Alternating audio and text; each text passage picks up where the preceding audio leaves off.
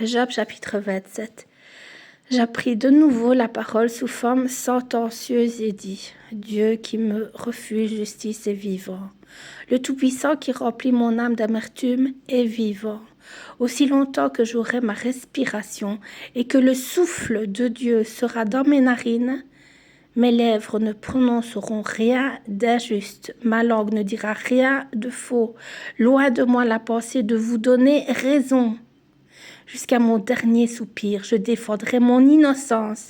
Je tiens à me justifier et je ne faiblirai pas.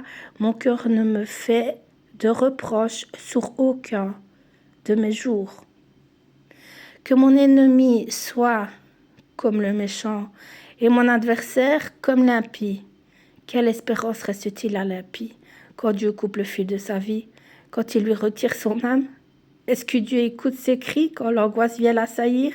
Fait-il du Tout-Puissant ses délices? Adresse-t-il en tout temps ses prières à Dieu?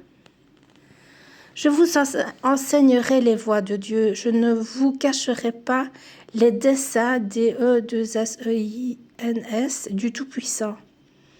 Mais vous les connaissez et vous êtes d'accord. Pourquoi donc vous laissez aller à de vaines pensées? Voici la part que Dieu réserve aux méchants, l'héritage que le Tout-Puissant destine à l'impie.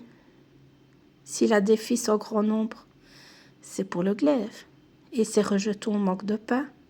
Ceux qui échappent sont enterrés par la peste, et leurs veuves ne les pleurent pas.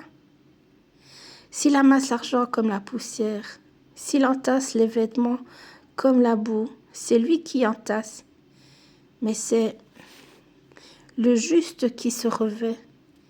C'est l'homme intègre qui a l'argent en partage, sa maison comme celle que bâtit la teigne. Comme la cabane que fait un gardien, il se couche riche et il meurt dépouillé. Il ouvre les yeux et tout a disparu. Les terreurs le surprennent comme des eaux. EAUX. Un tourbillon l'enlève au milieu de la nuit. Le vent d'Orient l'emporte et il s'en va. Il l'arrache violemment de sa demeure. Dieu lance sans pitié des traits contre lui. Et le méchant voudrait fuir pour les éviter. On bat des mains à sa chute et on le siffle à son départ.